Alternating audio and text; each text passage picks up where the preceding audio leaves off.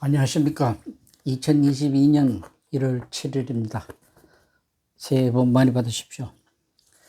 제가 유튜브 방송을 근 한 달 동안 제대로 하지 못해서 죄송합니다. 저는 제 유튜브는 전에도 말씀드린 바 있지만 제 개인적인 자서전적인 기록을 목표로 사실은 시작을 했기 때문에 어떤 인기 있는 방송이거나 그렇게 유명한 무슨 유튜버는 물론 아닙니다. 그러나 어쨌든 대외적으로 많은 분들한테 제 삶을 혹은 제 건축을 소개하고자 했었는데 그 한 달이나 쉬다 보니까 정말 송구하기 짝이 없습니다. 지난 연말에 여러 가지 누구나 다 다사다난했습니다만 몇 가지 어려운 문제도 있고 그러다 보니까 이제 한 30회 정도, 제가 유튜브를 시작한 지 11달, 약 1년의 세월이 지났습니다. 그동안에 약 30편 정도를 했었는데, 오늘은 이제 금년에 첫 번째 하는 유튜브인데, 제가 뒤에 사진을 보시다시피 1998년의 얘기를 좀 하려고 합니다.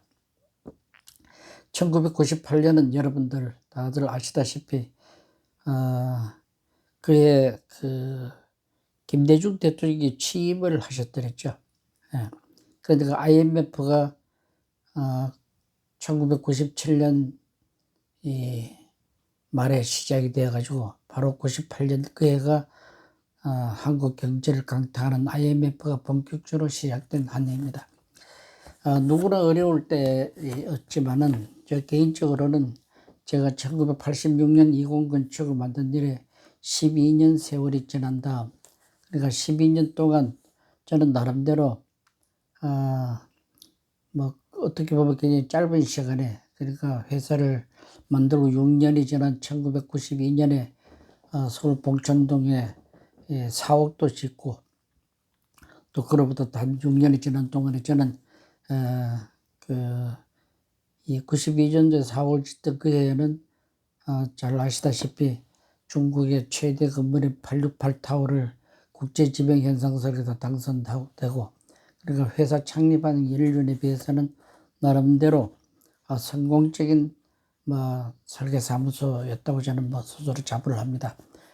한때는 그 전후해서 무슨 젊은 건축인들 앙케이트 조사에서 가장 바람직한 건축가로 한 2번이나 제가 뽑혀서 조선일보 등에 이제 소개되기도 했던 기억이 납니다.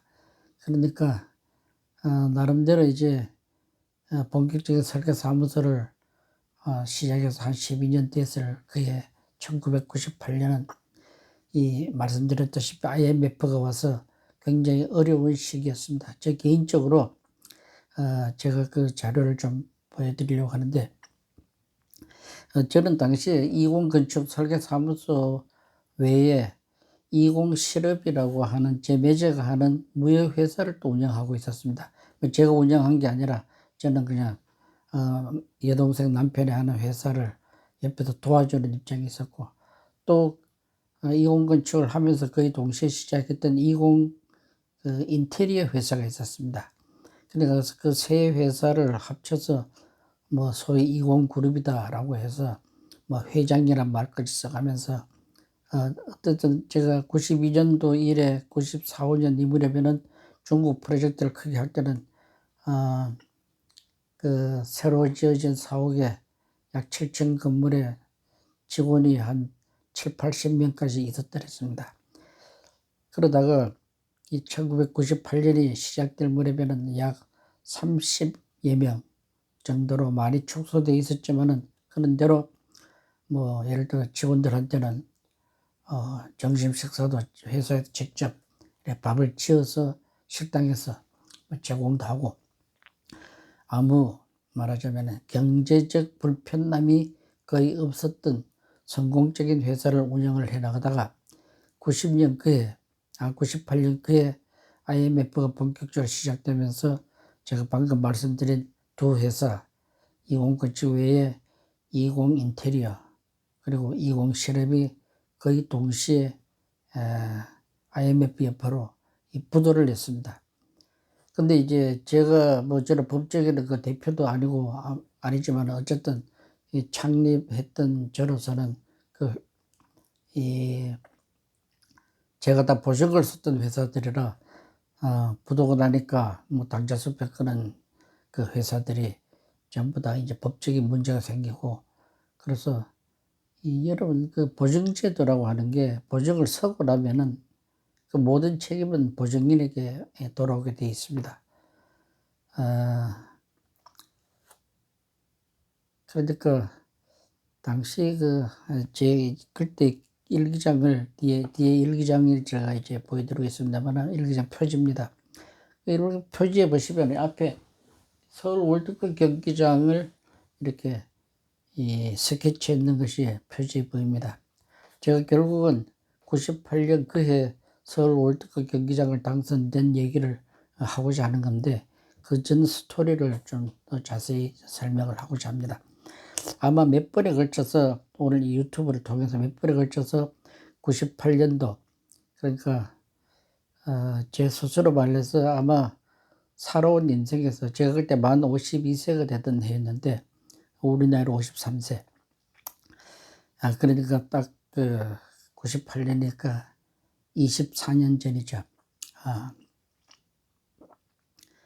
저는 그 해를 표현하기를 아마 인생에서 가장 어려운 시련의 한 해였습니다. 가장 어려운 시절, 세월. 특히 뭐 경제적으로. 그리고 동시에 인생에서 가장 큰 보람의 어떤 이 극적인 어떤 반전이라고 할까, 가장 큰 영광의 해이기도 했습니다. 아시다시피 제가 그 서울 월드컵 경기장 설계에 당선을 했기 때문입니다. 그러니까 가장 어려웠던 시절, 그리고 가장 영광스러운 기록을 남긴 1998년 24년 전 그때의 기록을 제가 소개하고자 합니다. 제가 이걸 뭐 여러분들한테 자랑하려는 것도 아니고 말씀드렸듯이 어떤 기록을 남기기 위해서라도 제가 이 얘기를 유튜브에 계속해서 몇 번에 걸쳐서 뭐 얘기를 하려고 합니다. 그러니까 두 회사가 부도가 나니까 약 부채가 저한테 떨어진 것이 제 당조 일기장에 보면은 약 18억 5천의 어마어마한 부채가 다 주어졌습니다. 그럼 그나마 다행이라고 하면은 제가 그때 과천에 제가 살고 있던 아파트가 있었습니다. 옛날에 살던 그거 한 채하고 평촌에 약 60평 정도의 그 우성 아파트라고 있습니다. 또 그 건물도 있었고, 더더구나 20 건축 4옥이 있었습니다. 7층 건물에. 아마 여러분들 사당동에서 봉천동 서울대학 쪽으로 가다 보면은 왼쪽 편에 언덕에 있는, 지금도 20 건축 간판에 있는 7층 건물이 있습니다. 그 건물이 있었고, 또 하나는 이제 뭐 평창동에 제가 개인집을 지으려고 한 150평 땅을 사놓은 것도 있었고, 또 시흥 무질이라는 곳에 또 땅이 있고, 뭐 저쪽에 이 용문산 근처에도 또 무슨 별장 같은 걸 지을까 해서 땅도 사놓고, 즉 얘긴즉슨 직원의 수나 또 경제적인 상황이나 전혀 아무데도 부러울 것 없이 부족함이 없는 그런 시대였더랬습니다. 그런 상황에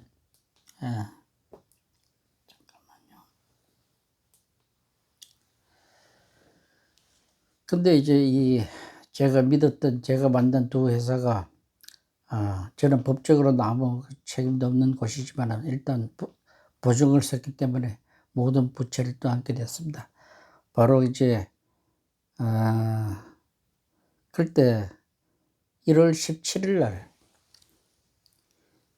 여기 있는 이거는 태산이 높다 하되 하늘 아래 메이로다. 98년 1월 18일 날 제가 20건축 20그룹을 회생 전략 보고서를 밤새 17일 날 밤에 제가 작성을 해서 발표했던 그 기억이 납니다. 여기 이 제목이 저는 태산이 높다 하되 하늘 아래 메이로다. 가장 절망적인 순간에 제가 붙인 회생전략 보고서의 타이틀은 굉장히 이렇게 도전적이고 태산이 높아들 하늘나라의 명이 아니겠느냐, 반드시 내가 극복을 하리라 하는 취지로 이 보고서를 작성을 했더랬습니다. 이 사진은 바로 그때 만든 보고서의 표지 그림입니다. 그 다음에 이제 여러분들 혹시 이런 거 받아보신 적 있는 분 있습니까? 대출금 변제 최고장, 이런 은행 같은 곳에서 갚지 않으면은 모든 게 법적 책임을 다 묻는다 하는 굉장히 공포스러운 어마어마한 이런 편지입니다. 그걸 이제 제가 1월 17일 날 이런 제가 회생 전략 보고서를 쓰고, 또 1월 21일 날 바로 어느 은행에서부터 이런 대출금 변제 최고장이라는 걸 받고, 공포스러운 방식이었습니다. 그러나 아까 말씀드렸듯이 제가 갖고 있는 재산을 정리를 하면 그래도 많이 부족합니다. 그래서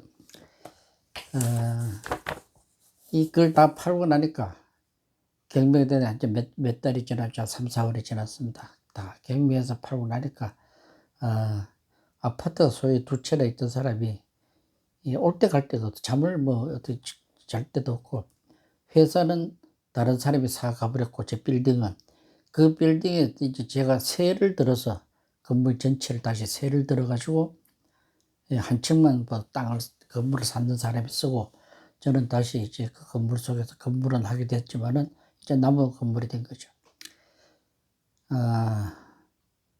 그리고 이제 살 집이 없으니까 제가 외가 6촌 형이 있었는데 그 형한테서 돈을 1억을 빌렸습니다. 뭐 십수억을 다 날리고도 1억을 빌려가지고 간신히 과철의 단독주택을 하나 전세를 들어갔어요. 그때 제가 우는 우리 식구들을 보고 했던 기억이 납니다. 애들은 다 출가하지 않았고 저는 이제 아들 둘, 딸 둘을 그때 데리고 있었는데 와이프까지 전부 6식구죠. 그러니까. 근데 작은 주택에 들어가니까 큰 아파트에 살다가 이삿짐을 놓을 데도 없었어요. 힘들고. 그럴 때도 제가 했던 말이, 그때가 3월인가 그랬습니다. 98년 3월 이 무렵에 제가 우리 아내 보고 했던 말이 있습니다. 내가 기어코 앞으로 2년 안에, 전세는 보통 2년이니까 이 전세가 끝나는 2년 안에 반드시 내가 새로 집을 마련해 줄 테니까 걱정하지 마라. 근데 아무런 근거도 없이 그렇게 내가 제 자신도 믿지 못하는 말을 그렇게 했던 기억이 납니다.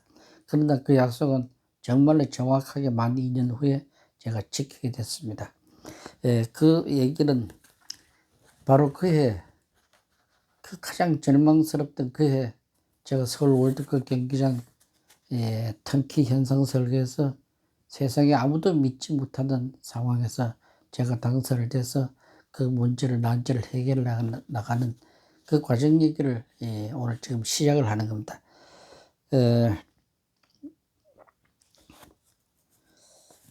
그때 2월 달에는 우리나라의 그 98년이라는 세월은 어떨 때냐면은 제 기억으로 이 다이어리 보면은 2월 17일에는 일본 나가노 동계올림픽 때 김동성 선수 1000m 쇼트트랙에서 0.05초 차로 금메달을 따고, 또 여자 3000m 계주에서도 중국을 제치고 우승을 하던 해가 바로 2월 17일이었습니다.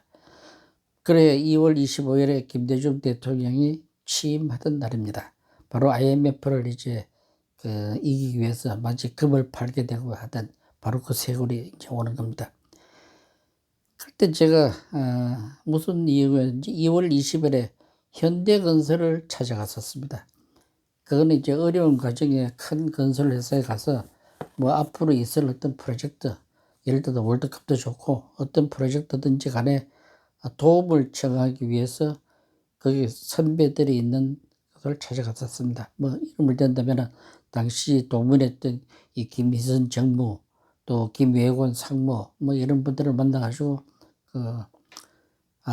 이 IMF 어려운 시절인데 대건설 회사에서 뭐 도움을 줄 수 있으면 좀 주십시오. 저는 설계를 이렇게 했는 사람 아닙니까? 물론 다들 잘 알고 있죠. 예. 그리고 이제 바로 다음 날 2월 21일에는 부도를 낸 제 여동생 내외가 아프리카로 사실상 도망가듯이 아프리카 마다가스카르라는 땅 아십니까? 아프리카의 제일 제주도처럼 생긴 섬나라입니다. 그리로 이민 아닌 이민이라 할까? 사실상 도망처럼 출국을 하게 되는 이 날이었습니다. 그러니까 저로서는 참 너무도 황당한 세월이 그때 오고 있는 겁니다. 근데 이제 그게 4월 달이에요. 3월 이럴 때는 뭐 그런 같이 데려있던 예를 들어서 직원이 한 10년 데리고 있던 격리부장에 부인이 와서 아마 입에 담을 수 없는 욕설, 뭐 어떤 분이 자기 형수한테 했는 그 욕설을 뭐 거의 비슷한 수준의 욕을 제가 들었습니다. 퇴직금을 안 준다고. 제가 들을 수 세상에서 가장 들을 수 없는 쌍소리를 들으면서 그 퇴직금 안 준다는 그런 욕도 제가 제가 어쩔 길이 없이 그런 욕을 다 받아들였습니다. 그래서 그런 험난한 세월이 1월, 2월, 3월이 지나고 4월 달에 이제 4월 2일 날인가 그랬습니다. 어느 날. 그해 4월 2일 날 문화관광부 체육과장 송인범이라는 사람이 전화가 왔어요. 그게 무슨 얘기냐면은 서울 잠실 주경기장하고 인천 문학경기장 두 개가 서울 월드컵 개최지로 후보가 둘 중에 하나다. 근데 그게 어느 쪽이 더 좋은지 그걸 선정하는데 자문위원으로 저를 위촉한다고 전화가 왔습니다. 그래서 저는 또 그 방면에 잘 아는 제가 공간 출신이니까 공간에 있던 우리 선배나 또 구조하는 친구나 특히 이제 건축 구조에 잘 아는 성균관대 권택진 교수나 뭐 이런 분들 제가 또 추천을 했어요. 같이 가서 보자. 어느 쪽이 더 좋은지. 저는 그때만 해도 그냥 선정하는 위원이지 제가 거기에 설계에 참여한다는 기대는 전혀 하지 않았더랬습니다. 그래서 이제 그로부터 며칠 안 돼 가지고 오히려 제가 4월 11일로 기억납니다. 4월 11일 날 서울 월드컵 경기장을 그러니까 서울 월드컵 경기장을 그러니까 서울 잠실주 경기장을 이건 제가 1990년에 제가 수채화로 그린 잠실 경기장입니다. 여러분 아시다시피 그런 저희 스승인 김수근 선생님의 대표작으로 잠실 올림픽 경기장이지 않습니까? 저는 누차 말씀드렸듯이 이 올림픽 경기장, 이 아름다운 경기장이지만은 우리 선생님께서는 내가 올림픽을 할 줄 알았더라면은 이렇게 설계했겠느냐, 좀 더 하이테크로 했었어야 했다 하는 그 회한의 말씀을 한 적이 있는 바로 그 경기장입니다. 또 이 경기장이 뭐 지나간 여러 다른 목적은 그때만 해도 경기장은 그냥 경기만 하는 데인 줄 알았지 이것이 어떤 수익성이나 어떤 관광 장소나 이런 데 대한 개념이 없이 설계했던 사실입니다. 그러니까 올림픽을 할 줄 모르고 설계했던 올림픽 주 경기장이었습니다. 근데 그것을 서울시가 이 나라에서 잠실 이 주 경기장과 인천 문학 경기장을 둘 다 이제 서울 수도권에 있는 대표적으로 큰 경기장이니까 이것을 IMF 시대에 너무 돈이 없으니까 그 월드컵은 2002년에 해야 되고 그 당시에 이제 98년도니까 시간적으로 굉장히 이제 다급한 딱 4년밖에 남지 않았던 시기에 월드컵을 해야 되겠고, 그런 IMF의 나라가 온통 어려운 시기에 경기장을 새로 지른다는 것은 전혀 생각지도 못하고, 기존 경기장을 어떻게 하면은 월드컵 경기장으로 할 수 있는가, 그에 대한 이제 대책을 세우려고 서울시에서 이제 특히 고심을 정부 자체 이제 고심을 했던 겁니다. 그래서 그 두 개 경기장을 제가 그냥 가서 보고 이렇게 판단만 하게 되는 것이 아니라, 결국은 서울 잠실 경기장을, 우리 스승이 만든 잠실 경기장, 올림픽 주 경기장을 어떻게 월드컵 경기장으로 개조할 수 있는가 하는 제안서까지 제가 하게 됐습니다. 그 제안을. 그 제안은 이제 제가 있던 공간연구소에서 김상림 대표, 우리 후배입니다만은 딱 맡아갖고 있는 공간팀하고, 또 저도 또 대화를 하고, 또 다른 데도 누가 아마 제안을 했는지 좀 기억이 잘 안 납니다. 어쨌든 이 경기장을, 이 잠실 주 경기장을 어떻게 하면 이걸 이 월드컵 경기장으로 바꿀 수 있는가? 왜 그러면 이 잠실 주 경기장은 월드컵 경기장이 될 수가 없는가? 그 제일 큰 문제는 뭐 좌석 수가 모자라서도 아닙니다. 뭐 한 6만 정도 들어가면 충분한 좌석 수가 갖춰 있고, 잠실은 특히. 근데 문제는 이제 FIFA가 제시하는 규정입니다. 월드컵 주 경기장, 그 중에서도 오픈식을 해야 되는, 개막식과 폐막식을 해야 되는 주 경기장은 반드시 관객의 60% 이상이 지붕 아래에 있어야 됩니다. 지붕 아래. 그러니까 지붕 안이라는 건 이렇게 연직선의 방향, 그 상부에 반드시 지붕 끝이 있어야 한다는 얘기입니다. 물론 비가 오면 좀 안으로 들어칠 수도 있겠지만, 어쨌든 60% 이상이 지붕으로 덮여야 한다는데, 이 잠실 주 경기장은 이 지붕 덮이던 이 면적이 이게 그렇게 충분하지 않아가지고, 뭐 일반 경기한다는 문제가 없지만은 월드컵 피파 규정에는 미흡해가지고, 결국은 여기다가 어떻게 지붕을 덮느냐 하는 문제가 제일 큰 문제였습니다. 물론 그 이외에 뭐 경기장 자체에 보수해야 될 것들, 피파 규정이 맞는 수많은 조건이 있지만은, 가장 큰 문제의 핵심은 여기다가 어떻게 지붕 면적을 피파 규정에 맞춰서 확장을 하느냐는 얘기였습니다.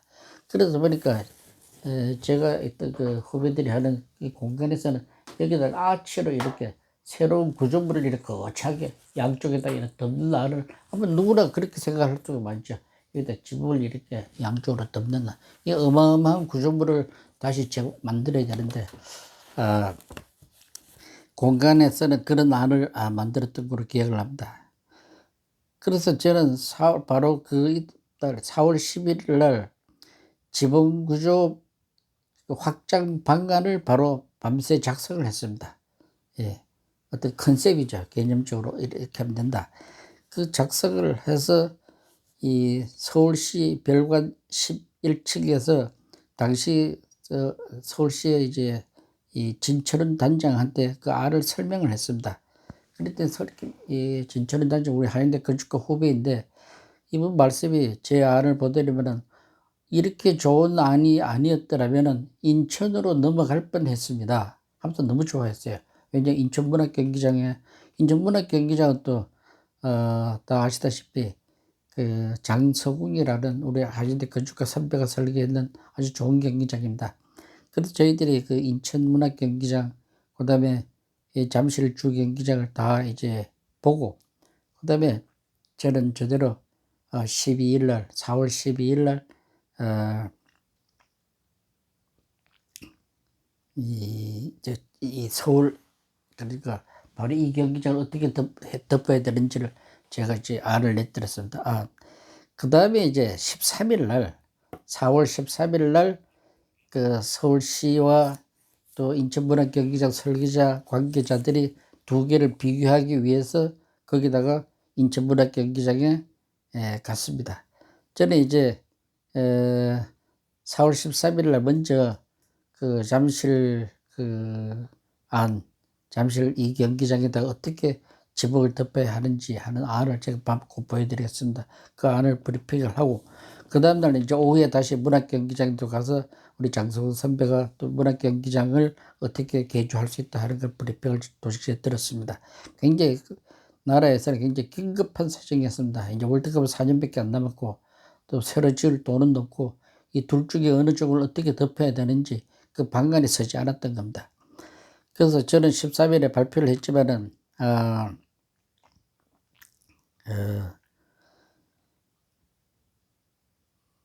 그 다음에 이제 그 진철은 그 단장께서는 이것을 결정하는데 한 2주일이 연기된다고 4월 14일 날 또 통보가 왔어요. 그러다 보니까 이 2주일 동안에 뭔가 확실한 이 안을 저는 만들어야 됐습니다. 그런데 이제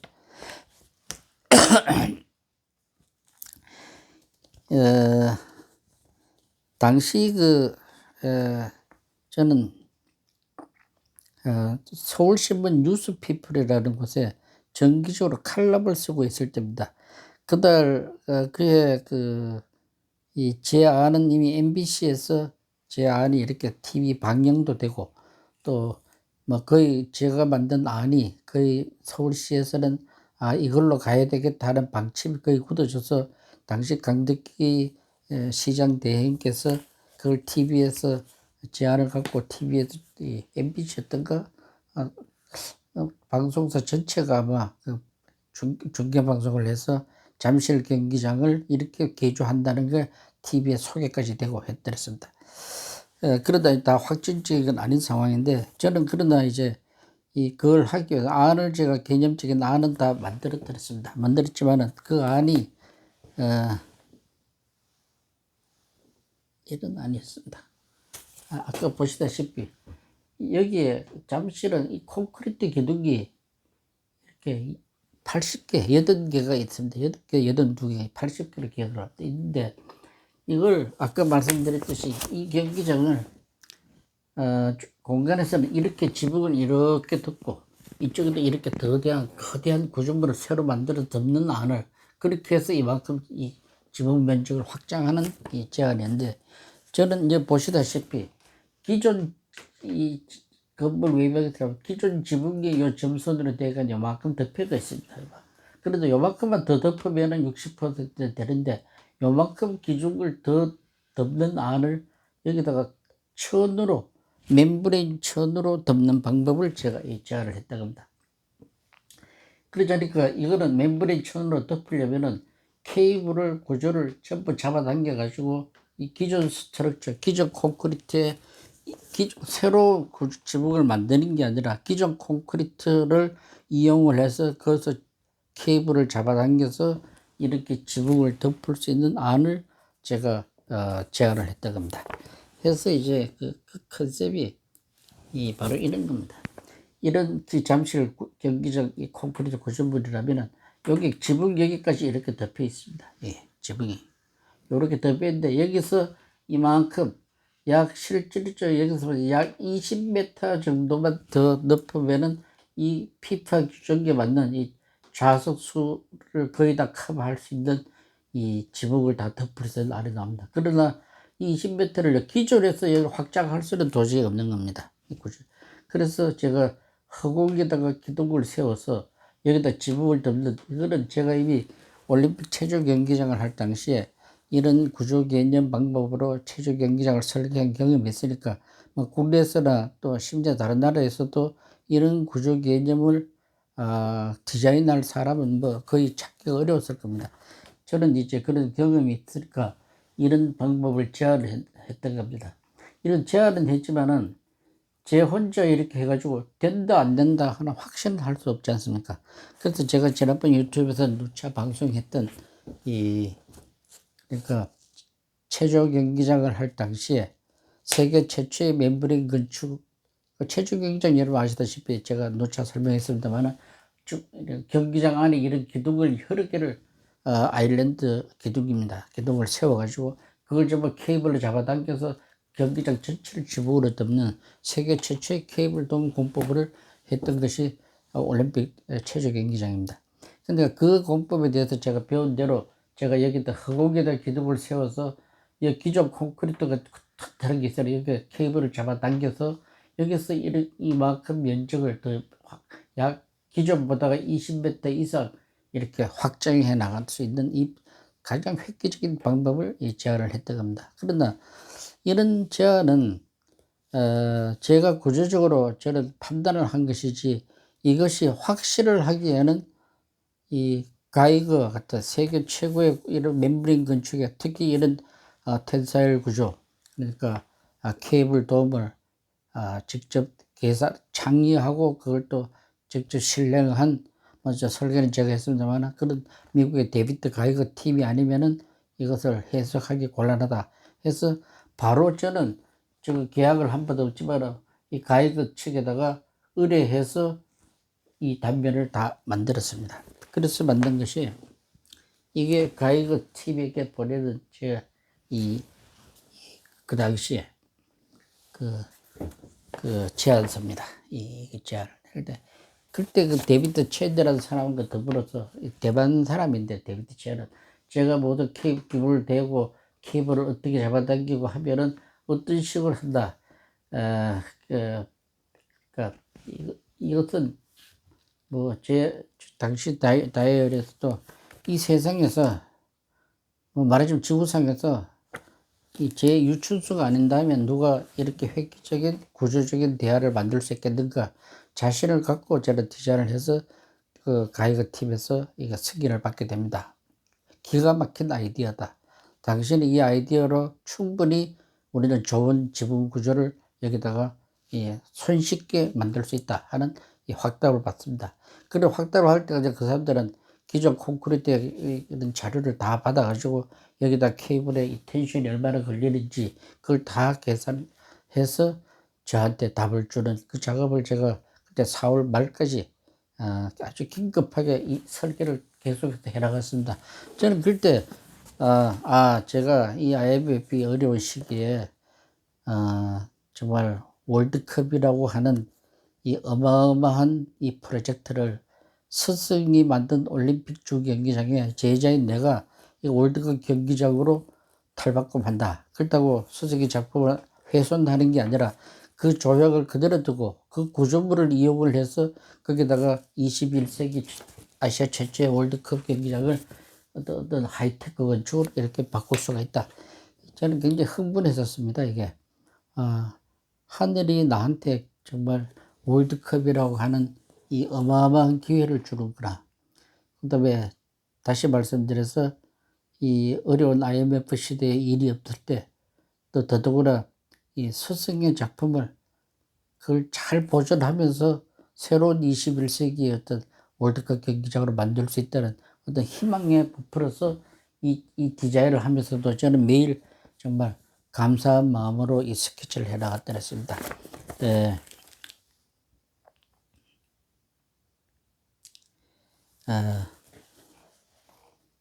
이걸 이제 저는 확신을 갖고 모델까지 만들었습니다. 서울시에서도 모델을 달라고 했었어요. 제가 4월 24일 날 잠실 야구장 안에 있는 그 회의실에서 서울시 관계자들에게 제가 만든 모델까지 제시했습니다. 진짜 모델을 다 만들었습니다. 지붕을 갖다가 어떤 잡아당기는 그 모델을 보면 너무도 명쾌하게 기존 구조물을 이용을 해서 아주 아름다운 지붕으로 이렇게 확장할 수 있다는 이런 것을 실질적으로 이렇게 이런 경기장, 이런 지붕, 이런 모양으로 아주 아름다운 어떤 피파 규정에 맞는 새로운 거창한 구조물을 덮어 씌우는 어마어마한 작업이 아닌 이 안을 제가 다 만들고 어떤 뭐랄까 저는 희열에 차 있었습니다. 기대에 차 있었습니다. 당시 나라의 사정은 월드컵 경기장을 지으려면 돈이 한 2천억 드는데 그걸 새로 지을 돈이 없다. 그래서 문학 경기장보다는 규모도 더 크고 구조적으로 이렇게 좋은 아이디어로 바꿀 수 있다면은 이게 더 타당하다. 당시에 4월 20일 일기에 이런 말이 있습니다. 서울시에서 말한 말 그대로 따면은 청와대에서도 구조가 가능하다면은 이 잠실 경기장에 이공건 측에서 만든 이 제안이 좋다고 했다고 서울시가 저한테 또 전해왔어요. 그러니까 저는 이제 확신을 한 겁니다. 그래서 2천억이라는 예산을 새로 경기장을 지으려면 어마어마하게 드는데, 막 그 한 3분의 1이라도 들으면은 이 지붕을 다 덮고 개조해서 할 수 있지 않겠는가. 서울시에서도 거의 사실상 확정을 해드렸습니다. 그에 또 4월 20일 날, 데비트 가이거 박사는 전에도 말씀드렸듯이, 올림픽이 끝난 88년 이후 1989년 10월 1일 날, 그 올림픽 공고를 답사하고 난 다음에 저하고 자기 계약위에서 올림픽 경기장 점검을 하고 난 다음에 89년 10월 1일 날 롯데 호텔에서 심장마비로 사망을 했지 않습니까? 돌아가셨습니다. 그러다 보니까 그 제자들과 함께 저하고는 한 식구처럼 가까운 관계였습니다. 그러다 보니까 제가 이런 것을 좀 도와달라. 올림픽이라 월드컵이라고 하는 이 경기장에 여러분들이 너무도 잘 아는 서울의 어떤 이 올림픽 체조 경기장 같이 있는 그 인연으로 우리 스석이 만든 이 올림픽 경기장을 이걸 월드컵 경기장으로 이렇게 바꾸려고 하니까 도와달라. 이런 이 사람들이 정말 헌신적으로 이 구조 개념을 제가 만든 이 개념을 개사를 그때까지 다 했습니다. 돈도 한 번 받지 않고 해가지고 그때 4월 바로 20일 바로 그날 이런 팩스가 왔습니다. 우선 아름답고 구조적으로 확신나는 제안이라고 저한테 팩스를 보내왔습니다. 그러고 저는 가이거 측하고 계속 이거 뭐 이제는 확실히 이렇게 하는 거니까 계속해서 이제 설계 작업을 진행을 하고 있었습니다. 시간을 앞당기기 위해서. 한 에피소드로 바로 그 다음 날인가 4월 22일 날 제가 이제 경상북도 봉화에 산속에 학교 폐교를 빌려갖고 쓰고 있는 작업실이 있을 때 제가 존경하는 제가 그분 주택을 설계하고 있던 박경리 선생님께서 연세대학교 국문과 이 교수들하고 저희 집에 오셨더랬어요. 오셨다가 이제 제가 밤을 꼬박꼬박 새우면서 잠실 경기장이 지붕 설계를 혼자 계속해서 그러다 하는 걸 박경리 선생님이 보시고 마치 새벽에 저는 제도판에 머리를 구부려서 잠을 자니까 깨우지를 못하고 집을 떠나셨어요. 이러다 보니까 선생님이 돌아가 없는 거예요. 그 메모 한 장이 너무 고나게 주무셔서 깨우지 못하고 떠납니다라는 메모만 남기고 이 박경 선생님이 떠났습니다. 제가 그만큼 이 월드컵 경기장 지붕 설계에 잠실 경기장을 어떻게 덮어야 하는가에 대해서 뭐 확신을 갖고 있으면서도 계속 몰두해서 도배를 그리고 있었을 때입니다. 그리고 이제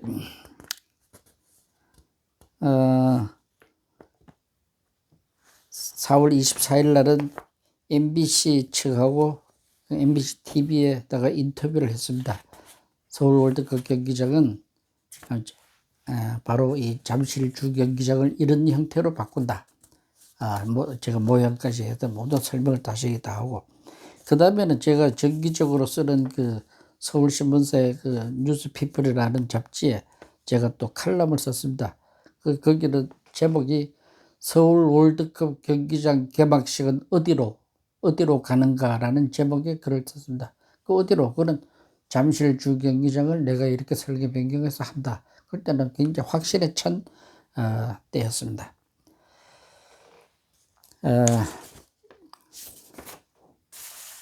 그런데 근 한 달간 이 작업이랄까 이런 사실상 한 2주일 동안에 저를 기쁘게 하고 또 흥분되게 하고 또 미국 팀들과 더불어 미국의 가이거 팀들과 더불어 이 구조를 다 해결하면서 그러자 보니까 여러분 아시다시피 기존 그 잠실 경기장에 대한 구조에 대한 자료가 없이는 미국 측에서 확답을 못할 거 아닙니까? 그에 대한 이 구조 자료를 다 보내가지고 그것이 케이블을 당긴다고 해도 그냥 이렇게 간단히 되는 게 아닙니다. 당기면은 그 힘이 콘크리트에 미치는 힘도 어마어마하기 때문에 그것이 가능한지 여부를 갖다가 면밀히 체크한 결과 너무도 아름답고 구조적으로도 확실하다는 답변을 들어내는데 한 2주일 동안의 작업 시간이 있었다고 합니다. 그래갖고 이제 경기장의 설계를 제가 뭐 하는 따놓은 일이죠, 사실상. 그런데 3일날, 바로 5월 3일날, 그러니까 제가 확신을 갖고 서울시 브리핑을 하고 하던 게 한 열흘 정도도 채 안 돼가지고 5월 3일날 밤 9시 뉴스에 너무도 뜻밖에도 월드컵 경기장은 잠실이 아닌 상암지구에 한다. 뉴스가 나왔어요. 아주 확정된 건 아니고 저는 이게 무슨 날벼락인가 제 다이어리에는 그렇게 써 있습니다. 이 무슨 날벼락인가. 근데 이제 바로 3일 후 5월 6일 그러니까 1998년 5월 6일 신문이나 방송마다 대서특필하기를 서울시 이 서울의 월드컵 경기장은 잠실 경기장을 개조하는 것이 아니라 잠실 그러니까 저쪽에 마포구 상암지구 그 도시 재개발하는 상암지구에다가 턴키 방식으로 신축하는 것으로 결정했다라고 발표가 났습니다. 바로 그 이제 소문이나 사실상 얘기로는 현대건설에서 아마 정부를 설득을 했답니다. 특히 이제 정몽준 당시 피파 부회장이고 한국축구협회 회장이신 정몽준 회장께서 현대건설을 총괄하면서 월드컵 경기는 아시아에서 처음 하는데 우리나라가 아무리 돈이 없고 힘들더라도 이거는 새로 지어야 하는 게 마땅하다. 제가 그때 누구나 다 아는 얘기죠. 듣기로는 약 200억 2천억 공사비가 들면은 서울시에서 3분의 1, 약 700억. 그리고 정부에서 3분의 1, 700억. 그리고 대한축구협회에서 3분의 1, 뭐 700억. 그래서 약 2천억을 그렇게 공사비를 분담을 하면은 큰 부담이 없다라고 김대중 대통령 당시 김종필 총리를 설득을 했다고 들었습니다. 서울시 관계자로부터. 그러니까 이거는 그래서 이제 3일날 그런 소문이 나더니만은 6일날 공식적으로 발표가 됐습니다. 상암 경기장을 짓는다. 그때부터 사람들이 나중에도 월드컵, 지금도 사람들이 서울 월드컵 경기장이라고 하지 않고 상암 경기장이라고 그러는데 아주 그 잘못된 표현입니다. 거기에 경기장이 놓여있는 장소도 상암동이 아니고 마포구 상암지구라는 도시 개발을 하는 그러니까 그 지역을 다 상암지구라고 했던 겁니다. 상암동이 아니라. 그리고 이제 여러분 아시다시피 지금 우리나라 방송에 다 있고 하는 그쪽에 새로운 신도시를 그러니까 막 90m 높이의 어떤 쓰레기 더미 난지도를 갖다가 다 이제 개발을 해서 새롭게 정화를 하고 그 뒤에다가 새로운 신도시를 만들면서 거기다가 상암지구 도시 새로운 마스터 플랜에 의해서 그 월드컵 경기장 지역을 하나 이제 선정을 해서 여기다 새로 건물을 짓겠다라고. 그리고 짓는 방식은 시간이 없으니까 현상 공모하고 뭐 하는 게 아니라 바로 건설 회사를 뽑는 설계를 겸해서 뽑는 방식은 턴키 베이스 방식이 있습니다. 제가 몇 번도 설명을 했지만 다시 한번 잘 모르는 분을 위해서 말씀드리면 턴키 방식이라고 하는 것은 이 건축가가 아닌 설계사무소 위주가 아닌 건설 회사에서 특히 대형 건설 회사에서 설계자를 지명을 해서 거기서 이제 설계안을 내는 여러 팀이 있을 겁니다. 그렇게 컨소시엄을 형성하는 겁니다. 건설 회사와 설계 회사가 어떤 조인트 벤처해서 컨소시엄을 형성을 해서 서로 안을 내면은 거기서 당선된 안을 그 팀에서 설계도 하고 또 시공도 하게 되는 그 방식이 턴키 베이스 방식입니다. 턴키 방식. 그러니까 턴키 방식으로 한다고 결정을 내는 순간 적었던 이 건축사는 건설 회사가 지명을 해줘야 그 일에 참여할 수 있는 기회가 있는 겁니다. 저는 잠실 경기장을 할 때는 건축가가 안이 좋아가지고 좋으면 그 안으로 그냥 설계를 하면은 건설 회사는 입찰을 봐서 정하는 그런 방식하고는 정반대로 이제 건설 회사가 뽑아주지 않으면 건축사는 참여할 기회가 없는 그런 날이 와버린 겁니다. 그러니까 저로서는 한마디로 닭 쫓던 개가 지붕을 쳐다보듯이, 야, 이건 정말 하늘이 도와서 이 IMF 시대에 일도 없고 회사는 망하고 전세 들어가 살고 집도 참 절도 없이 작은 방에 쭈그려 앉아 살다가 이 어마어마한 기회가 마치 내인데 한 90% 이상 내 앞에 떨어져 있어서 미국의 가이거치카가 너무 신나게 설계를 진행하고 있는 도중에 바로 그게 잠실 서울 월드컵 경기장은 무산이 되고 새로 지어야 한다. 그렇다면 건설 회사가 나를 뽑아줘야 하는데 어떻게 하느냐? 그 방법이 없지 않습니까? 그래서 다음 기회에 제가 어떻게 서울 월드컵 경기장에 턴키에 참여할 수 있느냐는 얘기부터 하겠습니다. 또 그에 대한 결론적으로 얘기하면은 서울 특별시에다가 그렇게 제안을 하고 또 정부에다 그 제안을 했는 것은 현대건설에서 한 겁니다. 그건 누구나 다 아는, 공식적으로 아는 거고, 또 축구협회 회장님께서 그렇게, 피파 회장님께서 그런 제안을 했으니까. 그러니까 당시로 봐서 누구나 이건 턴키 설계는 그거는 공사는 현대건설 컨소시엄이 당연히 설계도 하고 시공도 하게 되겠구나. 그때는 서울시 관계자나 정부나 한국건설계 누구나 뭐 99.9% 그렇게 믿을 수밖에 없는 상황이었습니다. 그래서 저는 닥쳤던 개가 제목을 쳐다보시듯이 하고 그 방법이 없지 않습니까? 그래서 바로 얼마 후 현대건설을 2월 달에 찾아간 이래, 그때는 뭐 인사차마 이렇게 이런 구체적인 어떤 프로젝트가 있어서 찾아간 건 아니고 난생 처음으로 현대건설을 그냥 인사차 찾아갔었는데, 근데 그때 이제 만났던 분들을 거기 가서 현대건설을 다시 찾아갑니다. 5월 초에 월드컵을 같이 하시고, 기간은 6월 5일부터 9월 5일까지인가 그렇게 날짜가 정해졌어요. 석 달 동안. 그러지 않으니까 5월 달에는 제가 해야 될 일은 뭡니까?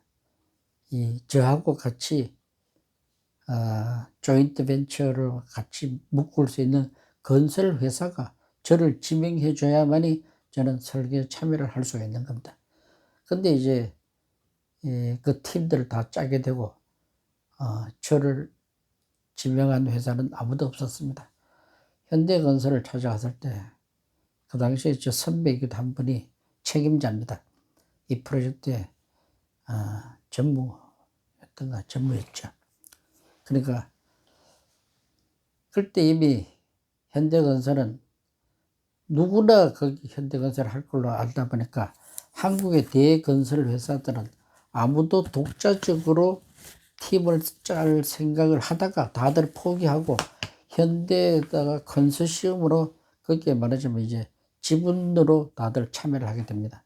그것이 좀 더 구체적으로 다음에 설명해 드리겠습니다만 우선 결론으로 얘기하면은 현대건설이 주축을 이루고 거기다가 우선에 삼성그룹, 삼성 물산이죠.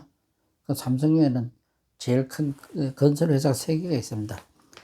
예, 삼성물산 내에 있는 건설 부분, 그다음에 삼성중공업, 거기도 건설 회사가 있죠. 삼성중공업. 그다음에 삼성 엔지니어링. 근데 근데 건설 회사라기보다는 건설 회사 자격을 갖고 있지만 주로 이제 공장, 플랜트 쪽으로 열심히 하는 회사인데, 일반 건축공사는 거의 해본 적이 없는, 그러나 건설 회사에 삼성 엔지니어링이 있습니다. 그 중에 가장 큰 삼성 조직 내에 가장 큰 어른인 말하자면 삼성물산이 현대건설과 같이 조인트 벤처를 한 팀으로 묶여 들어갔습니다. 그러니까 현대, 삼성, 그러니까 대우가 또 그거 들어갑니다. 대우. 그 다음에 한국에서 유능한 건설회사인 대림. 그 다음에 LG도 거기 또 결국 들어갑니다. LG. 그 다음에 포스코. 포스코는 설계팀으로 또 조인트 벤처 들어가다. 포스에이시라는 큰 설계 조직이 있습니다. 거기다가 공간연구소. 제가 12년간 근무했고, 모든 공간에서 하던, 예, 특히 스포츠 건축은 거의 다 제가 설계를 했었는데, 예를 들어서 치약, 체육관, 부산 야구장, 뭐 이런, 또 말레이시아에서는 이 주경기장, 주경기장은 아닙니다. 말레이시아 실내 체육관이라든지,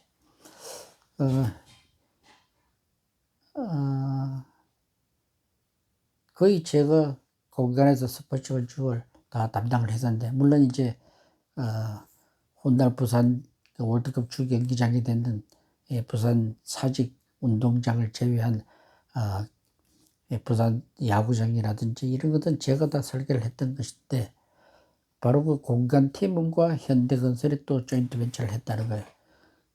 그야말로 고향 회사하고 같이 한다는데 제가 이의를 달 수도 없었죠. 그 다음에 이제 한국에서 큰 설계 조직인 범건축, 그 다음에 아까 말씀드린 포스코 AC, 포스코 내에 있는 설계회사 포스 AC, 그 다음에 공간, 이 3개 팀을 이미 계약은 안 했지만은 하기로 거의 구두 약속이 되었다면서 현대건설 측에서는 저보고 쉽게 얘기해서 당시 제 표현대로 저를 발길로 내찬 겁니다. 당신 뭐 설계 잘한다는 소문은 들었지만, 그러나 턴키 해봤어요? 턴키 설계 저는 한 번도 해본 적이 없었으니까, 턴키 해봤어요? 안 해봤습니다. 턴키 설계는, 턴키 당선을 하려면은 설계만 잘해서 되지 않아요. 건설회사 능력과 로비 실력도 중요합니다. 그러니까 그런 거 안 해봤는 유천도 당신하고 우리 같이 어떻게 조인트 할 수 있습니까? 아주 냉정하게 저를 발로 쳤습니다. 그러면서도 그 9월 달에 제가 당선되는 스토리를 다음 유튜브에 계속 하고자 합니다. 감사합니다.